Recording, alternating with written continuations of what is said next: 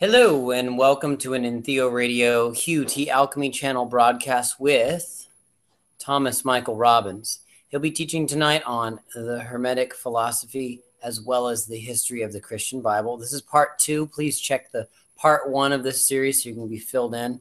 A lot of citations tonight, and so pleasure.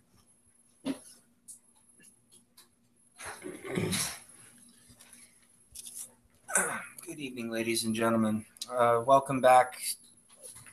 I know it's been a while since I've actually been on this channel, and it's due to the fact that when I took on the project of doing the lecture series on the history of the Christian Bible, I didn't realize how big of the can of worms I was opening.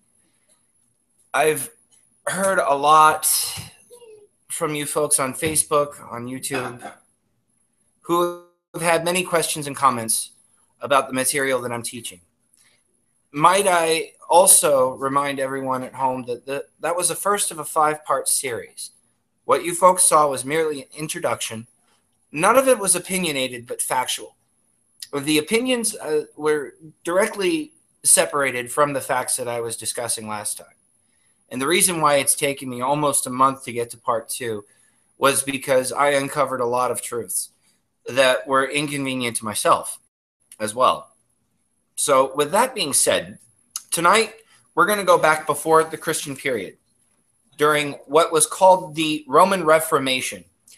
And we're also going to go into the history of Rome because there are certain aspects that happened during the time period that Christianity was on its rise. The main reason, too, I'd like to pause for a moment on the side of this to mention that my own opinions of Christianity, folks, your faith doesn't matter to this hermit.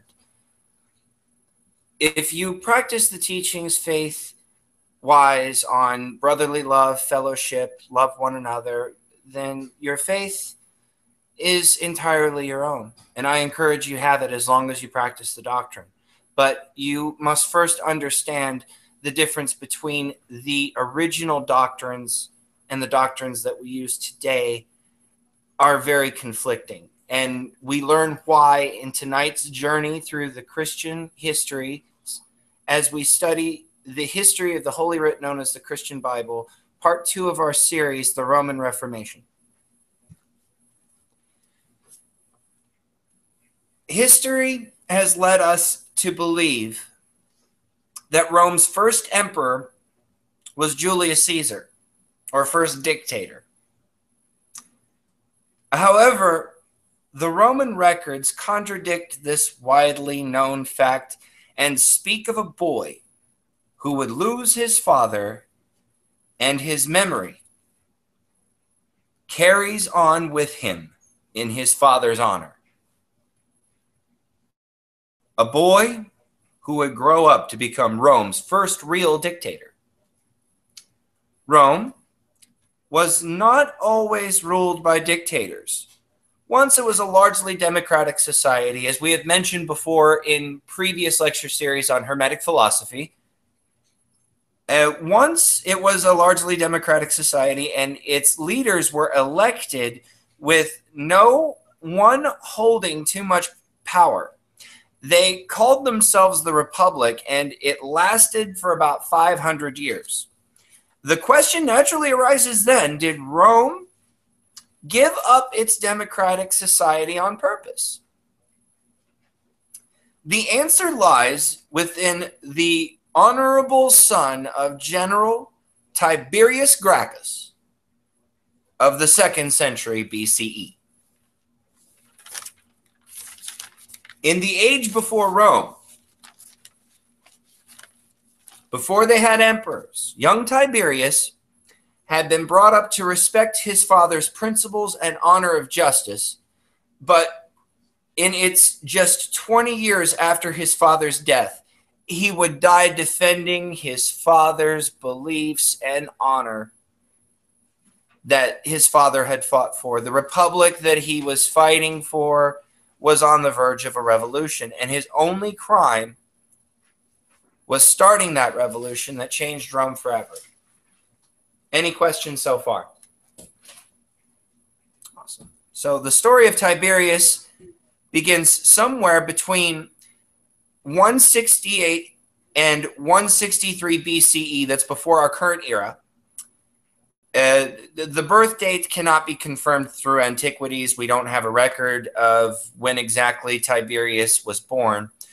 However, through the Roman records, we find that his tyrifs, or his story in this case, started at the Battle of Carthage in North Africa in the year of 146 BCE, just 10 years after his father's death. He had prepared his troops as a junior officer, mind you, not as a general, but as a junior officer. However, through the Roman records, we find that his triumphs were overseized by his honor. And he took the Romans' most powerful enemy, had the outcome come out resting on the shoulders of General Aemilius Antonius. That was the general that Tiberius Gracchus served under, as well as his father. Together they forged a plan by scaling the walls of Carthage and sacked the city from within. The two superpowers had been locked in conflict for over 120 years. The Romans knew that by taking Carthage, it would give them a strategic power advantage over the Western world. The Romans then succeeded in scaling the walls, and in turn, every street of Carthage became a bloody battle. Eventually, after 6 days of fighting, Carthage finally surrendered. And in turn, the Romans leveled the city to the ground. Rome would then reign supreme for the next 600 years. Just 6 months after the victory of Carthage, Tiberius returned to a city that was hardly worth the rule of ancient Rome. While the rich were getting fat off of the spoils of Carthage, stealing people's lands and enslaving them, Rome's streets were beginning to overflow with the poor after the rich had started cultivating their lands. They had somewhere to go, and that somewhere to go was Rome. So if you don't have a home in the Roman Empire, Rome is where you go. And since this was going on a lot, the streets became over-flooded with people who were all but homeless. Just 6 months after the victory of Carthage, Tiberius returned to a city that was hardly worth ruling, and while the rich were just simply running amok, Tiberius was most believed by the Republic to be an honorable man, and for 400 years he kept the peace and sustainability for all of Rome. His family was a part of that dynasty that formed the Republic. But here, we started growing a huge gap between the rich and the poor, and it was threatening the foundation of the empire. After the celebration of his victory, Tiberius was sent into Spain in order to crush a rebellion against Rome. Along the way, he witnessed thousands of farmers who were enslaved by Roman aristocrats, many of them from Carthage, who are now farming their old lands that they used to own for the riches of Rome. And along the way, he noticed that they had not only lost their lands, but their riches. They were enslaved. And quite literally, this is something that didn't settle well at all for Tiberius. Tiberius was very troubled by this. And when he had reached Spain, he had faced off against the enemies that his father had fought 40 years prior. This was a tribe known as the Numantes. But at this time, there was no change for his glory. Battle after battle, Rome had lost to the fierce warriors, and the campaign was a complete disaster. Under the command of Macedonius, they failed to defeat them, and the lives of 20,000 soldiers rested in the hands of Tiberius because the Numantian general would not negotiate with anyone but the son of Tiberius Gracchus, being that the peace treaty that the two tribes had held between Rome and the Numantian tribes was originally established by General Tiberius Gracchus, Senior. Do we have any questions so far? Perfect. His father made peace with the tribe, and Tiberius honored his father's peace by making a solemn oath that if he released the 20,000 soldiers that had been held captive by the Numantians, he would ensure that Rome would attack no more. Tiberius then returned to Rome as a hero, welcomed by the families of the soldiers that he had saved. He then went before the council with Macedonics, and they were summoned to report to the parliament and was brought before the Council of Rome. This is the republic we're talking about here, not the empire. Members of the Senate were also appalled to the surrender, and the treaty was vetoed by the Roman Republic. They actually voted on whether or not to keep Tiberius's peace treaty that he had with the Numantians, and had rejected Macedonics for his failure to conquer the Numantians. He was sent into exile, thus breaking Tiberius's solemn oath to the Numantians. However, Tiberius was bound and determined to be an example of his father's honor and glory by honoring the peace treaty that he had made with the Numantians. In response, Tiberius had ran for tribune, where 10 were elected to represent the will of the people. His support with the people that he had won the election by a landslide, and began his campaign for reform over the society. He began during the Forum of 133 BCE by presenting a radical new reformation, giving land to all citizens of Rome, and snobbed the Senate by convening the Council of the Tribunes without their permission. However, the Senate had their own pawn sitting on the tribune. He revealed himself as Octavius when he vetoed the vote in the election, and the land reform that Tiberius had suggested was rejected. Tiberius then in turn, in response to this spit in the face from the Roman Senate, vetoed the opening of the courts and the treasury systems throughout his reign as tribune, thus bringing the republic to a standstill.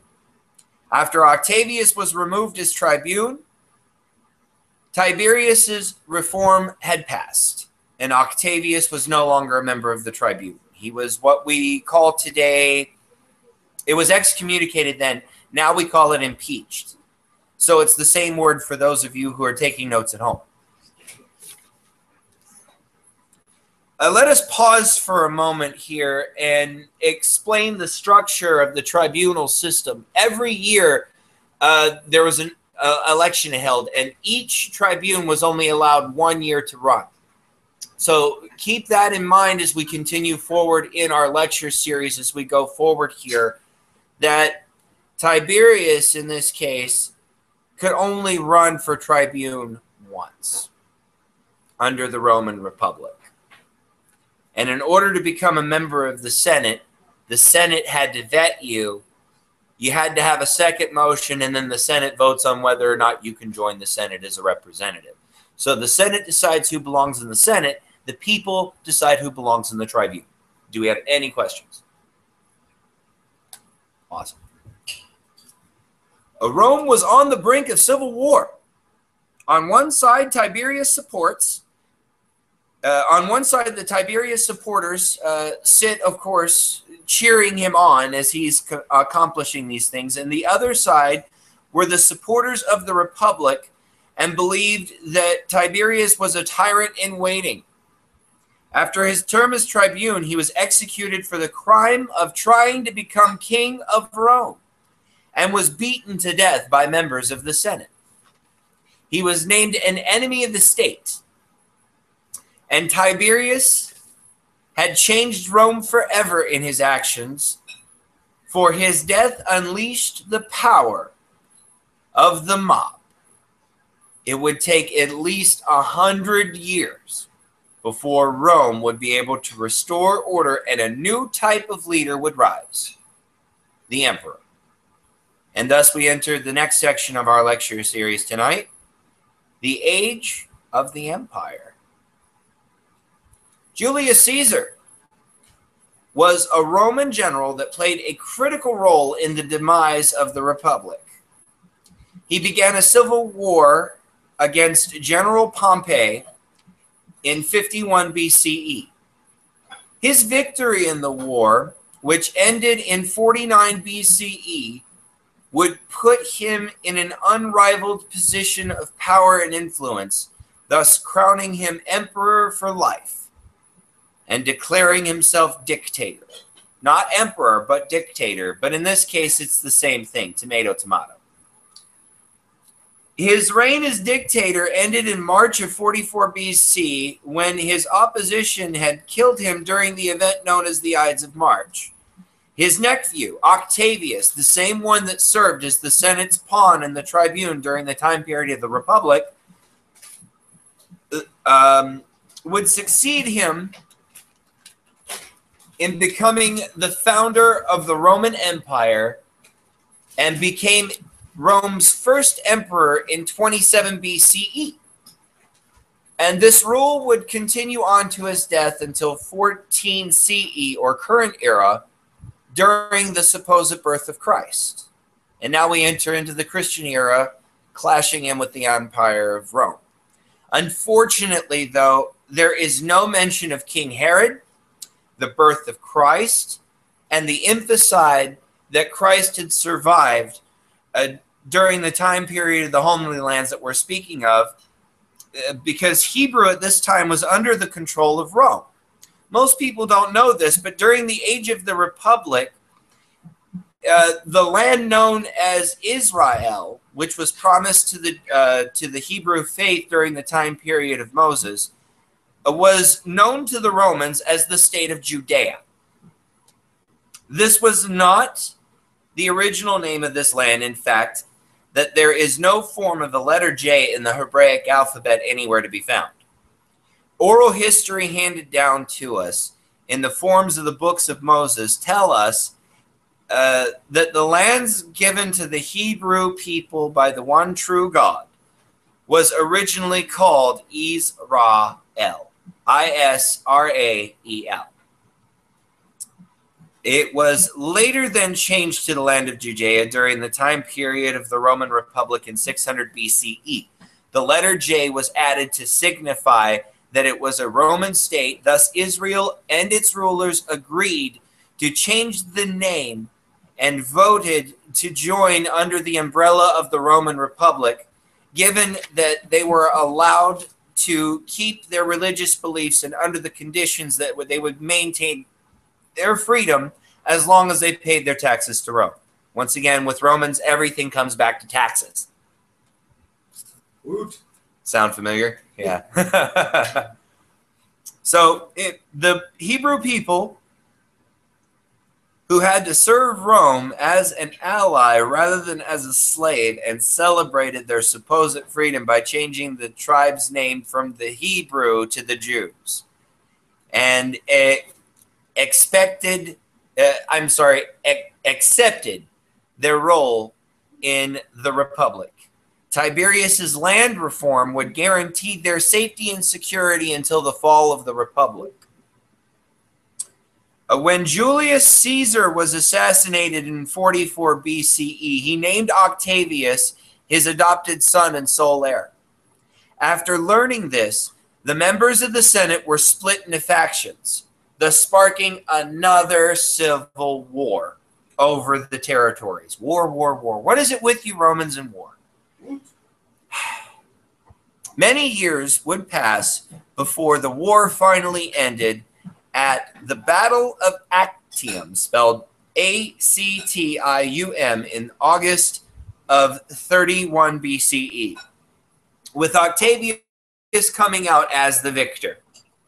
It took several years, though, for Octavius to develop the framework within which a formally republican state could be led under a sole rule or a democratic leader. Keeping the Senate and making laws of the republic retroactive to the new empire in order to win the support of the people was probably Octavius's crowning achievement, and thus became Emperor Augustus, ruling from 27 BCE until his death in the 14th year of our current era. This means that the Roman Empire had control over Judea during the birth of Christ, and Jesus would have been born as a Roman citizen. However, no record can be in the Roman histories from that time period. The next emperor in line was Tiberius Claudius Nero. That was the name he was born under, who was born in 42 BCE and would go on to rule Rome as its second emperor from 14 CE to 37 CE, serving under the name Tiberius Julius Caesar. So here we have Emperor Caesar. Sadly, this author has searched tirelessly through Roman records of the Julio-Claudian dynasty that ruled over Rome during this time period, and over a time span of 2 decades of research, have found no mention of Jesus' travels to Rome, nor his trial or execution. Logic would then tell us that if Rome did not care enough to document the history of Christ, that the people of the Hebrew faith would have some record of his existence somewhere. It just has to be there. If this were the case, then those records would have been kept in the Temple of Jerusalem. Contained within the temple's walls were an entire wealth of Hebrew history and knowledge of their entire faith, documented history all the way from Adam to Jesus. This temple would preserve its rich history until the reign of Rome's most psychotic ruler came into power, Emperor Nero. This guy was completely nuts. The Jewish revolt actually started because of his actions. And it started in the spring of 66 CE, when Roman historian Josephus, born of Judea, Josephus ben Manadeyahu, and he actually witnessed one of the greatest rebellions against the Roman Empire that they had ever witnessed. And this section of our literature, known as the Jewish Revolt, this is the 3rd section of our second part of our lecture series here tonight. It's called the Jewish Revolt over Rome. And this section is based upon the written accounts of those events. So those of you at home who wish to do your homework, I'm not going to challenge anybody to make it mandatory, but I welcome you at home to review these facts and make your own conclusions as we continue forward through the accounts of Josephus. The rebellion began because of the Roman governor was raising taxes to pay for Emperor Nero's new artistic vision of the city of Rome, featuring a 120-foot statue of his likeness in the center of the city, portraying himself as God on earth. Of course, the Jews are going to take issue with this. The Jews hated this due to the extortion and corruption from the Romans by robbing their temples and paying to pay for Emperor Nero's new city. They literally had Roman soldiers marching into Jerusalem, robbing temples, marketplaces, taking as much wealth as they could. But this time, the Romans were not successful in making out of the city. They, in fact, had their, respectively speaking, their butts handed to them in this case by the Jews. And they were driven out of Judea and was banned from ever returning. Anyone have any questions? Mazel tov. Mazel tov. We have a lot of fun here at Sacred Spire. Hopefully you are too, learning this stuff. 6 months later, the troops, it was 30,000 troops were sent from Rome to take out the revolt.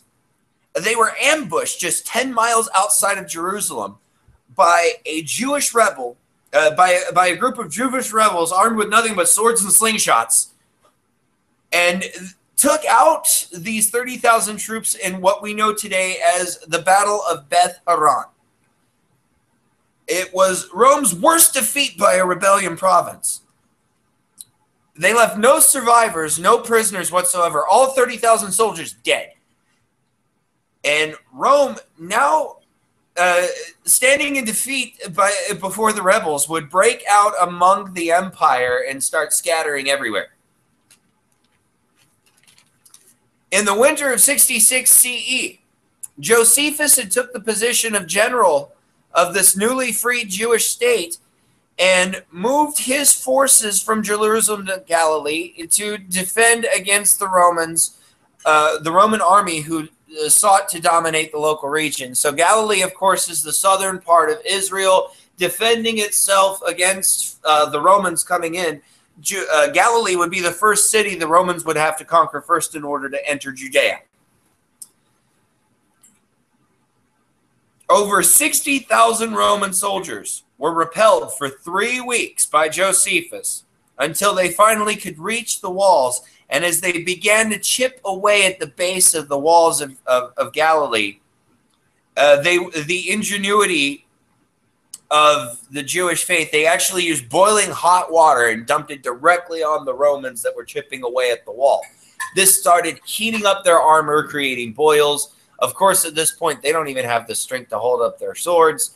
And it's easy to shoot them with bows, arrows, and spears at this point whenever their guard is down because they're too busy screaming in the air going, "Ah, my face!" That's what I call ingenuity. Ingenuity. More. Oh, God. This is live, too. So, yeah, there's no editing that. Okay, so Josephus ends up losing the Battle of Galilee and takes up arms in Jonapata.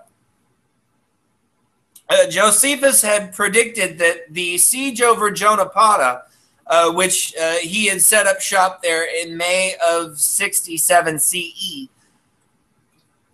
he predicted that the siege would only last 47 days. Now, this is important here because the general of the Roman legion caught wind of this and actually heard about that, in which we'll figure out more about General Vespasian here in a moment. But he did catch wind of Josephus's prediction and stated that the battle go on no longer than 47 days. So on the foggy morning of the 47th day, the Romans finally snuck into the temple by climbing the walls in the middle of the night, reaching them by morning, catching the guards of the Jewish walls of Jotapata completely off guard while they were sleeping, and sacked the city from within.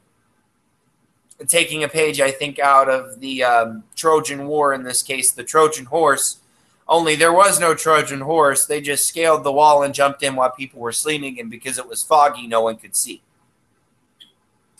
This is how they were able to sack the city.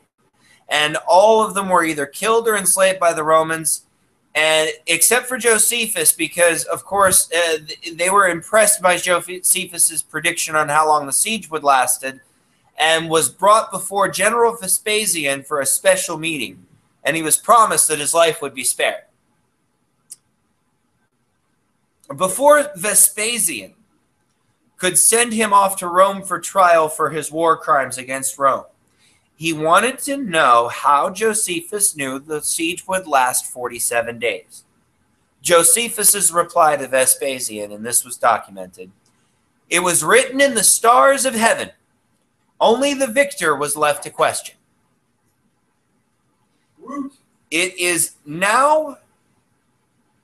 only now I can see, to save our people, we must end this war over the Holy Land.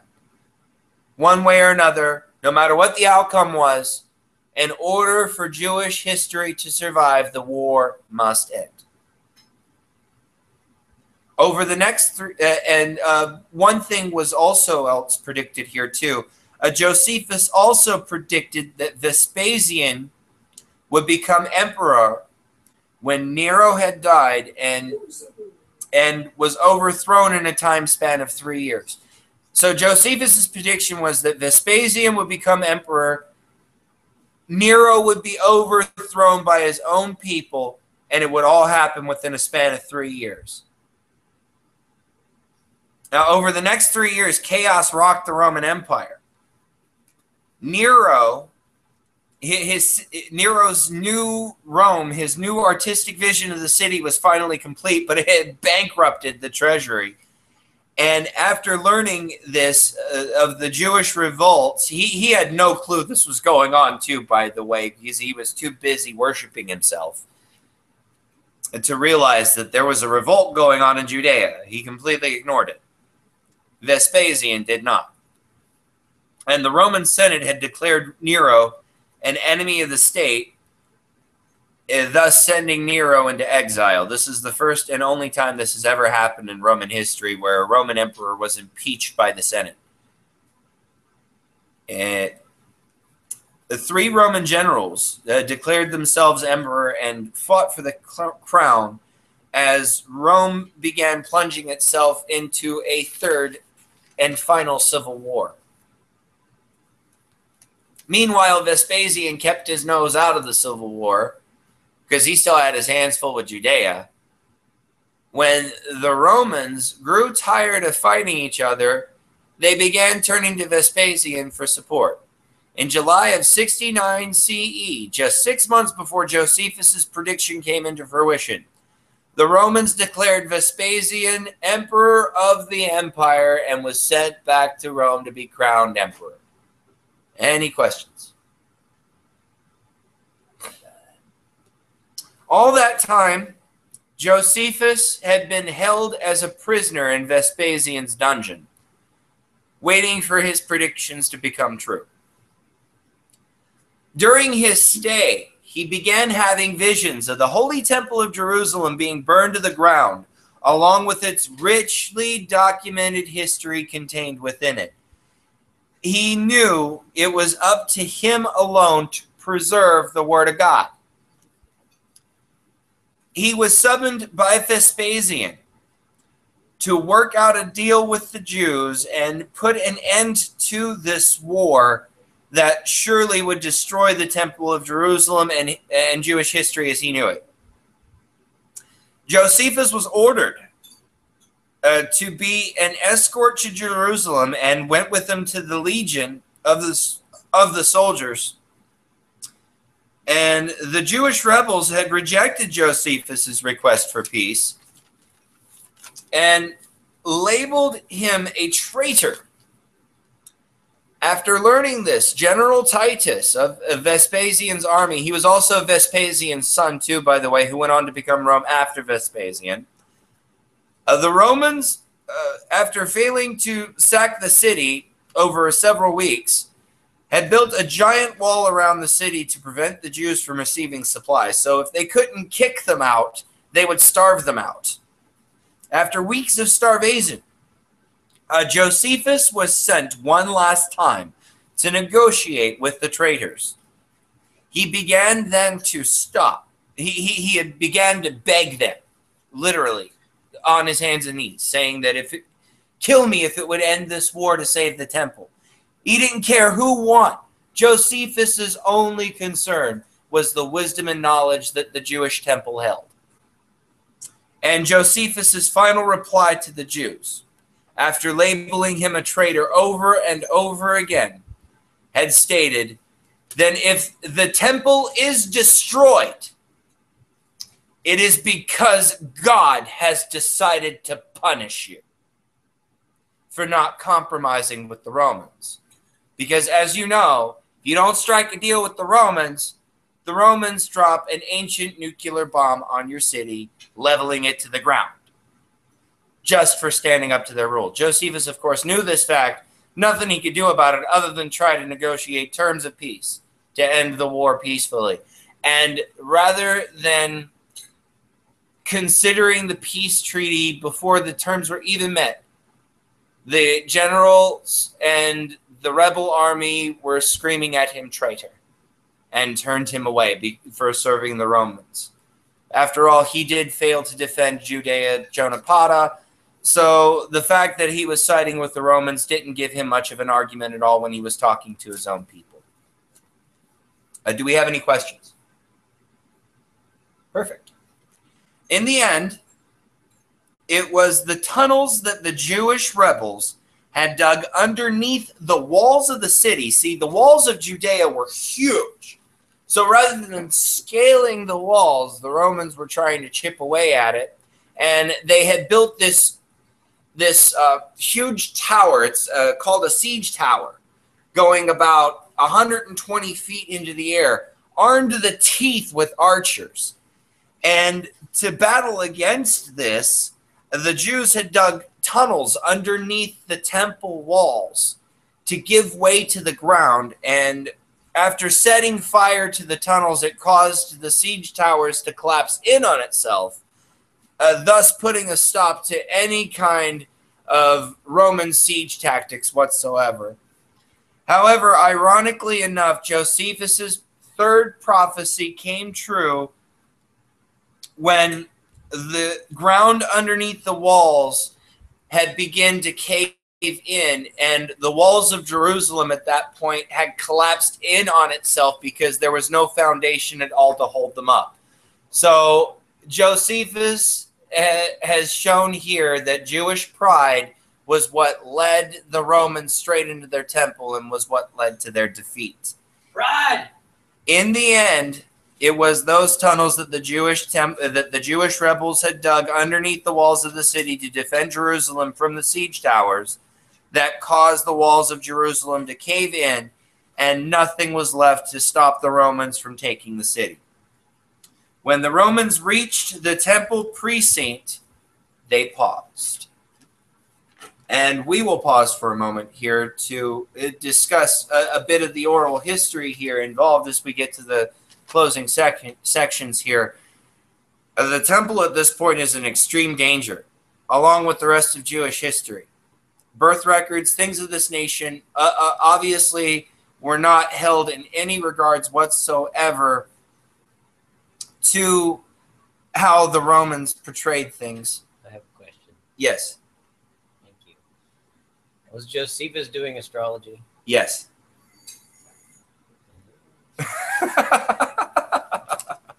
This is how he was able to predict the fog of the 47th morning. Right. Now Titus had to decide what to do with the Jewish temple. Josephus pleaded with Titus to spare the temple to show that the Jewish people, that the rebels had desecrated the temple, and Rome was trying to preserve it. Thus, Titus agreed and declared that the temple of Jerusalem would be spared and would be given as a gift to the Roman people. In other words, he did his very best to stop. I should say not stop, but to preserve Jewish history for the Roman records, considering the Romans didn't have records of the Jews, even though it was declared a Jewish state.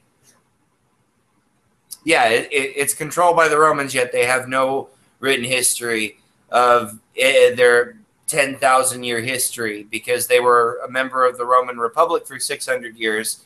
Yeah, none of the Romans historians decided to document any of their existences. They were, even then, they were considered second-class citizens. Mixing all over the place. The next day, the Romans had attacked the temple and defeated the Jewish rebels in one last bloody final stand of the Jewish revolt. Titus lost control of his army, and the Roman soldiers began going rogue. They started running amok, robbing the temple of its wealth, and accidentally set the temple on fire, as Josephus had predicted yet again.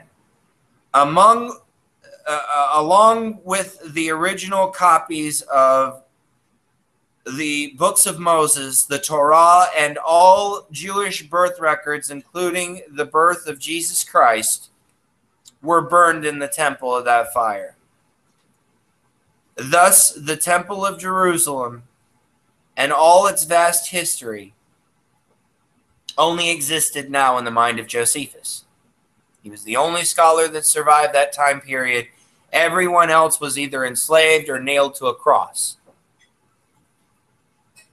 Thus, the Jewish rebels were enslaved, and the Jewish rebels' leaders, of course, like I said, were nailed to crosses as an example of what happens to those who think they can beat the Romans of ancient lore.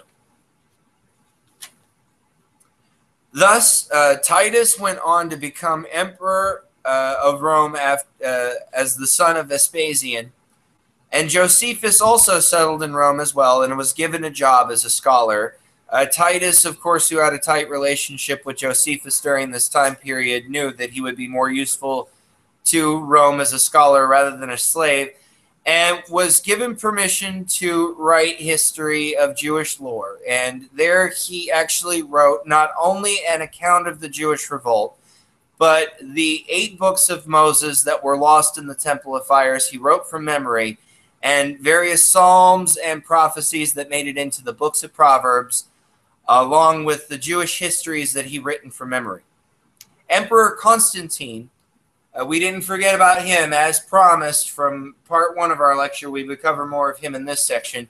Emperor Constantine, in 325 CE, had formed the Council of Nicaea with his own money out of pocket. He didn't use any of the Roman treasury here. He used his own wealth to dictate this one. The council declared 5 out of the 8 books of Moses, written by the hand of Josephus, to be holy writ, and added the accounts to the Christian doctrine, labeling it the Pentateuch, spelled Pentateuch.